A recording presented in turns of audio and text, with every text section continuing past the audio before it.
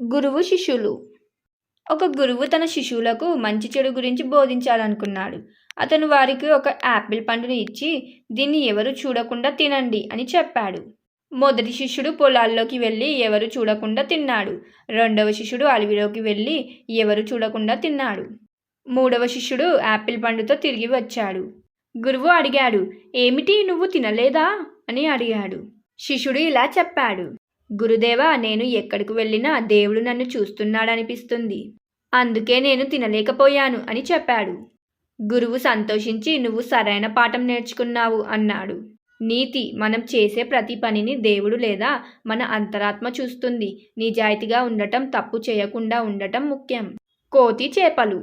ఒక నది ఒడ్డున ఒక చెట్టు పైన ఒక కోతి నివసించేది. ఒకరోజు అది నదిలోకి చూసింది. అందులో చాలా చేపలు ఈదుతున్నాయి. ఈ చేపలకు నీరు తప్ప వేరే ప్రపంచం తెలీదు కదా. అవి నీటిలో ఇరుక్కుపోయాయి అని కోతి అనుకుంది. వాటిని రక్షించాలని అది నిర్ణయించుకుంది. కోతి చెట్టు దిగి నదిలోకి దిగింది. అది చేపలను ఒక్కొక్కటిగా పట్టుకొని ఒడ్డున ఉన్న పొడి నేల మీద పెట్టింది. ఇప్పుడు మీరు స్వేచ్ఛగా ఉండొచ్చు అని సంతోషంగా చెప్పింది. కాని చేపలు నీరు లేకపోవడంతో గిలగిల కొట్టుకొని చనిపోయాయి. కోతి మంచి ఉద్దేశంతో చేసిన చేపలకు ఏది అవసరమో అది అర్థం చేసుకోలేకపోయింది. నీతి: మంచి ఉద్దేశాలు ఉన్నంత మాత్రాన సరిపోదు. ఎదుటివారి అవసరాలను, పరిస్థితులను అర్థం చేసుకోకుండా చేసే సహాయం వారికి హానికరం కావచ్చు. లైక్ చేయండి ఫ్రెండ్స్, సబ్స్క్రైబ్ చేసుకోండి. పీసినారి బంగారు ముద్ద. ఒక పీసినారివాడు ఉండేవాడు. అతను తనకున్న సంపదను ఎవరికి చూపించకుండా దాచుకునేవాడు. ఒకరోజు అతనికి ఒక బంగారు ముద్ద దొరికింది. దానిని ఎవరు చూడకుండా తన తోటలో భూమిలో పాతిపెట్టాడు. ప్రతిరోజు అతను దాన్ని చూసుకోవడానికి వెళ్ళి అది భద్రంగా ఉందో లేదో అని తనిఖీ చేసేవాడు. ఒక దొంగ అతన్ని గమనించాడు. పీసినారివాడు వెళ్ళిపోయిన తర్వాత దొంగ వెళ్ళి బంగారు ముద్దను తవ్వి తీసుకువెళ్ళిపోయాడు. మరుసటి రోజు పీసినారివాడు బంగారాన్ని చూసుకోవడానికి వెళ్ళినప్పుడు అది అక్కడ లేదు. అతను చాలా బాధపడి గట్టిగా ఏడ్చాడు.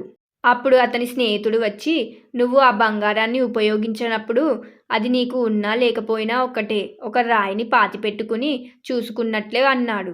నీతి: సంపదను కూడబెట్టడం ముఖ్యం కాదు, దానిని సరైన విధంగా ఉపయోగించుకోవడం ముఖ్యం. ఉపయోగించని సంపద నిరుపయోగం. సముద్రం, నది. ఒక పెద్ద సముద్రం చిన్న నది పక్కనే ఉండేది. నది ఎప్పుడు తన నీటిని సముద్రంలోకి పంపేది. ఒకరోజు నది సముద్రంతో, నేను నిరంతరం నీకు నీటిని ఇస్తున్నాను, కానీ నువ్వు మాత్రం నా నీటిని ఉప్పుగా మార్చి ఏ పని చేయడం లేదు అని చెప్పింది. సముద్రం నవ్వి, నేను నీటిని ఉప్పుగా మార్చడం లేదు, నాలోకి వచ్చే నీటిని నేను స్వీకరిస్తున్నాను, తిరిగి ఆకాశంలోకి పంపిస్తున్నాను. మేఘాలు ఏర్పడడానికి కారణం నేను. ఆ మేఘాల నుండి వచ్చే వర్షం కురుస్తుంది. అప్పుడే నీవు మళ్ళీ నిండుతావు. నా పని కనిపించదు, కానీ అది చాలా పెద్దది అని చెప్పింది. నది తన తప్పును తెలుసుకొని సిగ్గుపడింది. నీతి: కొన్నిసార్లు గొప్ప పనులు నిశ్శబ్దంగా జరుగుతాయి. ఇతరుల పనిని తక్కువ అంచనా వేయకూడదు. ప్రతి పనికి దానిదైన విలువ ఉంటుంది. అంతే ఫ్రెండ్స్, వీడియో కనుక మీకు నచ్చినట్లయితే లైక్ చేయండి, షేర్ చేయండి, కామెంట్ చేయండి. సబ్స్క్రైబ్ చేయడం మాత్రం మర్చిపోకండి. మరొక మంచి వీడియోతో మీ ముందుంటాను. అంతవరకు మన ఛానల్లో ఉన్న వీడియోస్ అన్నీ చూసేయండి. Bye bye.